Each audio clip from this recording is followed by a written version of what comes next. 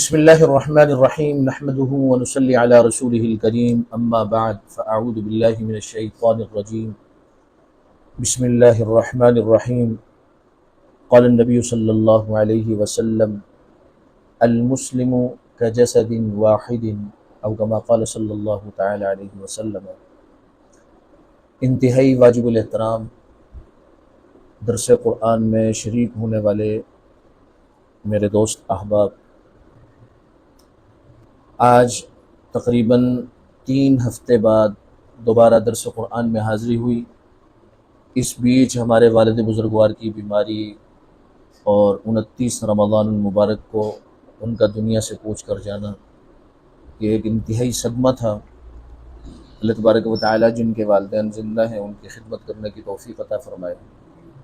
اور خوب خدمت کرنے کی توفیق عطا فرمائے، اور جن کے والدین دنیا سے چلے گئے اللہ ان کی کامل بخشش فرمائے، جنت الفردوس میں عالی مقام نصیب فرمائے۔ لیکن عید کے بعد ایک تو والد کا غم، لیکن اس سے بھی کئی زیادہ غزہ کے مسلمانوں کا غم ہے کہ غزہ کے مسلمان اس بڑی دنیا کے اندر آخری سانسیں لے رہے ہیں۔ اللہ تبارک و تعالی نے جو ایمان کامل ان کو عطا کیا، پوری کائنات میں اس وقت ایسا ایمان دھرتی میں کسی اور لوگوں کا نہیں۔ غزہ کے مسلمان ایک طرف تو بمباری اور شہادتوں کی راہ پر ہیں، تو دوسری طرف ان کے معصوم بچے اس حالت میں بھی قرآن کے حفظ کا وہ عجیب ذوق رکھ رہے ہیں کہ اس بمباری کی حالت میں ایسے بچے موجود ہیں کہ جنہوں نے 40 دن میں قرآن حفظ کیا۔ اللہ کے محبوب پیغمبر نے ارشاد فرمایا کہ مسلمان ایک جسد واحد، ایک جسم کے مانند، کہ اگر کسی ایک عضو کو تکلیف پہنچے تو دوسرے اعضاء اس کی تکلیف کو محسوس کرتے ہیں۔ چنانچہ اس کو سمجھنے کے لیے ہمارے اپنے اعضاء ہیں کہ انسان خود اس بات کو بخوبی جانتا اور اس سے واقف ہے کہ جب انسان کی آنکھ دکھتی ہے تو ایسا نہیں کہ صرف آنکھ میں تکلیف ہے اور باقی سارا جسم سکون میں ہے، نہیں، بلکہ آنکھ میں جب تکلیف ہوتی ہے تو پورا جسم بے سکون ہو جاتا ہے۔ اسی طرح جب دانت میں تکلیف ہوتی ہے تو پورا جسم بے سکون ہو جاتا ہے۔ اللہ کے محبوب پیغمبر نے 1450 سال پہلے ارشاد فرمایا کہ سارے مسلمانوں کی مثال ایک جسم کی سی ہے کہ اس ایک جسم میں جہاں کہیں تکلیف ہو سارے مسلمان اس تکلیف کو محسوس کرتے۔ چنانچہ فلسطین کا مسئلہ ہو یا کشمیر کا، حلب کا مسئلہ ہو یا برما کا،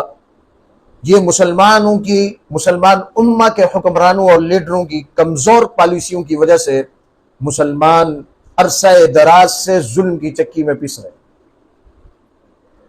ایسے حالات میں کہ ہماری مسلمانوں کی جب تک حکومتیں تھی تو ممالک کے کوئی بارڈر نہیں تھے، جیسے کہ سلطنت عثمانیہ ایک بڑے لمبے چوڑے پیمانے پر ان کی حکومت تھی تو کوئی بارڈر نہیں تھا، لیکن سلطنت عثمانیہ کا جب سقوط ہوا اس وقت کفار نے جو سازش کھیلی کہ مسلمانوں کو ٹکڑوں ٹکڑوں میں آباد کر دیا اور ان کی لکیریں کھینچ دی اور بارڈر بنا دیے کہ کوئی مسلمان آدمی، کوئی مسلمان ملک کا باسی اپنے کسی دوسرے مسلمان ملک میں بھی بغیر ویزے کے داخل نہیں ہو سکتا۔ تو ان حالات میں عوام کیا کرے کہ عوام تو غزہ پہنچ نہیں سکتی، فلسطین پہنچ نہیں سکتی، اور کسی بھی دوسرے ملک میں جانے کے لیے قوانین اس قدر سخت ہیں کہ آپ ایک سوئی بھی اپنے ساتھ نہیں لے جا سکتے۔ تو ان حالات میں کہ جب ہر طرف سے راہیں بند ہیں، سوائے یہ کہ ہم ان کی خبریں دیکھ رہے ہیں اور سن رہے ہیں اور پڑھ رہے ہیں، اور ان کے جسم اور ان کے بچوں کے جسم آسمانوں کی طرف اچھلتا اڑتا ہوا اور وہاں سے زمین پر پٹکتا ہوا دیکھ رہے ہیں، سوشل میڈیا کے توسط سے یہ ساری چیزیں ہمیں دکھائی جا رہی ہیں، اور دوہرے قسم کی تکلیف مسلمانوں کو پہنچائی جا رہی ہے۔ ایک تو مسلمانوں کا قتل عام ہو رہا ہے، اور دوسری طرف مسلم امہ کے بے حس حکمران جو بے ضمیر ہیں، ان کی ناکام پالیسیوں کی وجہ سے مسلمان عوام جتنی بھی ہے انہیں یہ تکلیف پہنچائی جا رہی ہے کہ وہ ہمارے مسلمان بھائیوں، بہنوں، بچوں، بیٹیوں، بیٹوں ان کے ٹکڑے ٹکڑے کر رہے ہیں اور ہمیں دکھا بھی رہے ہیں کہ تم بھی تڑپ تڑپ کے مر جاؤ۔ تو ان حالات میں ہمیں کیا حکم ہے شرعی طور پر، ہم کیا کر سکتے ہیں؟ سب سے پہلی بات جو انصاف کا تقاضا ہے کہ جو وہاں کے مسلمان فریاد کر رہے ہیں کہ اے اللہ، جو مسلمان امت نے ہماری نصرت نہیں کی، اے رسول اللہ، اے اللہ کے رسول، آپ ان کی شفاعت نہیں کر رہا قیامت۔ ان کی یہ جو دردناک چیخ و پکار ہے، یہ چیخ و پکار تو یہ بتلا رہی ہے کہ کہیں ایسا نہ ہو کہ قیامت میں ہم سب پھنس جائیں، ہماری نماز روزہ کسی کام نہ آئے کہ مسلمان کٹ رہے تھے تو تم نے کیا کیا۔ اور دوسری بات جو اس سے بھی خطرناک ہے کہ کفار پر عذاب آئے، جیسے کہ ہم دعائیں بھی کرتے ہیں، تو کفار پر عذاب آنا تو بات کی بات ہے، اس وقت تو ڈر اس کا ہے کہ کہیں ایسا نہ ہو کہ مسلم ممالک میں زلزلے نہ شروع ہو۔ یہ قیامت کے قرب کا وقت ہے، اس میں عام طور پر زلزلے ہوں گے، اور اس کی صورتحال جو سامنے آ رہی ہے وہ ایسے ہی ہوگی کہ غزہ کی پٹی 45 کلومیٹر کی پٹی ہے، اس پٹی کو ساری دنیا سے کاٹ کاٹ کر اس کی نسل کشی کر رہے ہیں، اور سارے مسلمان ممالک 57 اسلامی ممالک وہ صرف تماشائی بنے ہوئے اور صرف مذمت کر رہے ہیں۔ مذمت کرنا تو عوام کا کام ہے، حکمرانوں کا کام مذمت کرنا نہیں ہے بلکہ لائے عمل اور اقدام کرنا۔ پھر مسلمان حکمرانوں کے پاس اور ممالک کی اگر بات نہ بھی کی جائے تو صرف ترکی، عرب لیگ اور پاکستان، یہ 3 خطے ایسے ہیں کہ ترکی کا جو خطہ ہے اس سے درہ دانیال نکلتا ہے، ایک راستہ ہے جو یورپی یونین کو مشرق سے ملاتا ہے۔ سقوط سلطنت عثمانیہ کے بعد اس راستے کو انہوں نے اپنے کنٹرول میں لیا، جو کہ 2023 میں ان کا کنٹرول ختم ہو چکا۔ اگر اس درہ دانیال کو ترکی اگر بند کر دے تو سارا یورپ تڑپ کر مر جائے گا، مشرق سے ان کا تعلق ہی کٹ جائے گا۔ اور عرب لیگ اگر اپنی پیٹرولیم مصنوعات بند کر لیں تو امریکہ اور برطانیہ کی بدماشیاں ختم ہو جائیں۔ اور پاکستان صرف اور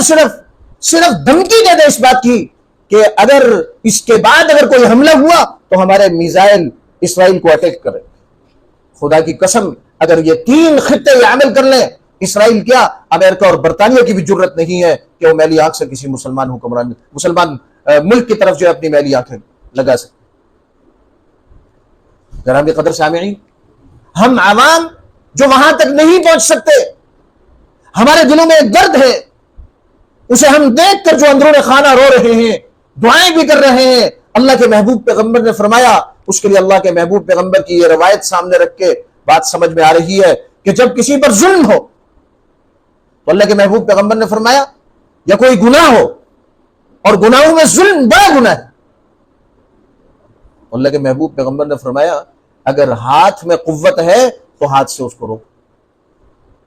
اور اگر ہاتھ میں قوت نہیں تو زبان سے اسے برا کہو، اور اگر اتنی بھی استعداد نہیں تو دل میں کم از کم اسے برا جان۔ وذالک اضعف الایمان، یہ ایمان کا سب سے کمزور درجہ ہے، اس سے کم درجہ ایمان کا نہیں۔ تو ہم دیکھ رہے ہیں کہ ہم اپنے ہاتھوں سے کچھ نہیں کر سکتے۔ ہماری زبان اللہ تبارک و تعالی نے ہمیں آزادی دی، اس زبان کو استعمال کر سکتے ہیں، اپنی فیملیز میں استعمال کر سکتے ہیں، ان کی مظلومیت کو بیان کر سکتے ہیں، اسرائیل کی درندگی کو بیان کر سکتے ہیں، کیونکہ بہت سارا ہمارا طبقہ جو ہے وہ آج بھی جو ہے نا انگریزوں سے متاثر ہے۔ جی وہ وقت کے پابند ہیں، وہ دیانتدار ہیں، وہ ملاوٹ نہیں کرتے، وہ یہ نہیں کرتے، مسلمان دھوکہ باز ہیں۔ ارے بھائی، مسلمان دھوکہ باز ہونے کے ساتھ ساتھ مسلمان کے دل میں ایمان ہے۔ مسلمان جتنا بھی دھوکہ باز ہو، جب وہ کفار پر تسلط پاتا ہے تو کفار کے بچوں کو قتل نہیں کرتا۔ اور اس کی تازہ مثال افغانستان میں دیکھ لیجیے کہ جب افغانستان دوبارہ فتح ہوا تو افغانستان نے کسی کو بھی قتل و غارت گری کا بازار نہیں گرم کیا، بلکہ 3 دن کی مہلت دی کہ ہمارا ملک چھوڑ کر چلے، ورنہ وہ چاہتے تو گاجر اور مولی کی طرح انہیں کاٹ سکتے۔ تو مسلمان جب بھی فاتح ہوتا ہے وہ کفار کی عورتوں کو قتل نہیں کرتا، مسلمان جب بھی فاتح ہوتا ہے وہ کفار کے بچوں کو قتل نہیں کرتا۔ وہ 14 صدیاں بعد بھی مسلمان کی یہی کیفیت ہے، اور 14 صدیاں پہلے بھی مسلمان کی یہی کیفیت۔ تو اس لیے ہم اپنی زبان سے جہاں تک ہماری آواز پہنچ سکتی ہے ہم چلا تو سکتے ہیں، چیخ تو سکتے ہیں، ان کی فریاد کو بیان تو کر سکتے ہیں، اور دعائیں تو کر سکتے ہیں، اللہ سے گڑ گڑا تو سکتے ہیں کہ کیا پتہ یہ گڑ گڑانا ہمارے نجات کا ذریعہ بن جائے۔ اور تیسری چیز کہ اگر ہم زبان سے بھی کچھ ہیں دعائیں تو کر سکتے ہیں، اس کے علاوہ دل میں کم از کم وہ درد تو ہونا چاہیے کہ اس جگہ اگر میری بچی ہوتی اور میرا بچہ ہوتا اور اس کا سر نہ مل رہا ہوتا اور وہ اس کا دڑ لے کر یوں آسمانوں کی طرف کر کے، آپ ذرا تھوڑا سا اپنے بچوں پر نظر رکھ کے تصور تو کریں کہ ان پر کیا قیامت ٹوٹ رہی ہے۔ سلام ہے ان ماؤں کو کہ جنہوں نے اپنے معصوم بچوں کی ایسی تربیت کی کہ اتنے شدت کے حالات کے باوجود وہ بچے اف تک نہیں کر رہے، بلکہ حسبنا اللہ و نعم الوکیل کی آواز صدائیں بلند کر۔ میرے بھائی دوستو بزرگوں، ہم جہاں تک ہو سکے کوئی نماز ہماری ایسی نہ ہو کہ جس کے بعد ہم غزہ کے مسلمانوں کے لیے دعا نہ کریں۔ ہر نماز میں، ہر دعا میں ان کو یاد رکھیں، اور جب اپنے بچوں کے ساتھ بیٹھیں تو اللہ کا شکر بھی ادا کریں اور ان کے لیے دعائیں بھی، ان کے لیے دل میں درد رکھیں۔ اب یہی درد ہمیں قیامت میں بچا سکے گا، اور اگر یہ درد نہ ہوا اور ہم خربستیوں میں اپنی زندگی بسر کر رہے ہوں اور ادھر ہم اپنی ادھر عیاشیوں میں لگے ہوں، ادھر مسلمان ماں بیٹیاں اور بچے اور معصوم بچوں کے دن میں ہزاروں بچوں ان کے جنازے رکھے ہوئے ہوں، اور ادھر ہم اپنی خوشحالی میں اور اپنی مستی میں وقت گزار رہے ہوں، خدا کی قسم یہ زیب نہیں۔ اس لیے میرے بھائی دوستو بزرگوں، ایک تو ان کے لیے دعائیں کرنی ہے، نمبر 2 میں پہلے بھی عرض کر چکا ہوں کہ اسرائیلی جتنی بھی پروڈکٹ ہیں ان کا جنازہ اپنے گھر سے نکال،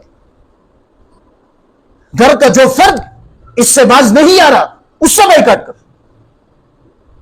اور اب وقت آ گیا ہے کہ ہم نے اپنی دکانوں جہاں سے ہم سودا سلف خریدتے ہیں،